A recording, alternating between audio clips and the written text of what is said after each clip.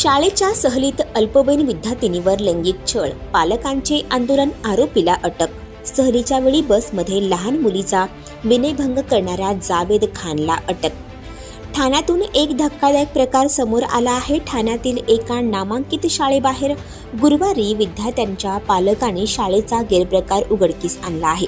शाळेच्या सहलीत पहिली आणि तिसरीच्या विद्यार्थिनींचा विनयभंग झाल्यानंतर शाळा प्रशासनाच्या बाहेर पालकांनी मोर्चा केला आहे। पालक सलग दुसऱ्या दिवशी शाळेबाहेर जमले आहेत। शाळेच्या बाहेर आंदोलकांना रोखण्यासाठी पोलीस पथक घटनास्थळी दाखल झाले होते। शाळेच्या व्यवस्थापनावर पालकांनी प्रश्न उपस्थित केला आहे। सहलीतून घरी परतल्यानंतर विद्यार्थ्यांनी घटनेची माहिती पालकांना दिली। शाळेतील सहलीला गेलेल्या विद्यार्थिनींचा विनयभंग झाल्याचा प्रकार उघडकीस आला आहे।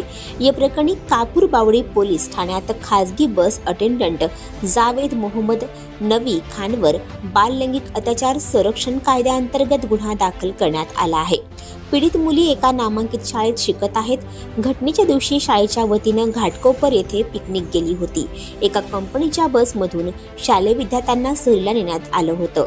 या बसमध्ये आरोपी जावेद मोहम्मद नवी खान, वय वर्ष 27, राहणार गोरेगाव पश्चिम, मुंबई यानं मुलीच्या अंगाला चुकीच्या पद्धतीने स्पर्श केला। याबाबत मुलींनी सायंकाळी त्याच्या पालकांना घडलेला प्रकार सांगितला।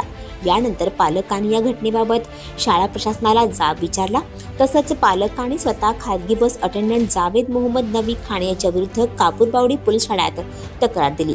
शाळेचं प्रशासन बदली करण्याची पालकांकडून मागणी होत आहे। तसेच सहलीमध्ये जाणाऱ्या बसमध्ये शिक्षक असताना हा प्रकार घडलाय कसा, त्या कर्मचाऱ्यांवर कारवाई झाली पाहिजे अशी मागणी होत आहे।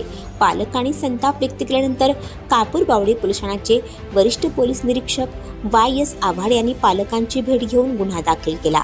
या प्रकरणी कापूरबावडी पोलीस अधिक तपास करत आहेत। आणखी नवनवीन व्हिडिओ पाहण्यासाठी आताच आमच्या स्टार TV9 चॅनलला सबस्क्राईब करा, लाईक करा, शेअर करा। Bureau report, star TV9 Thane.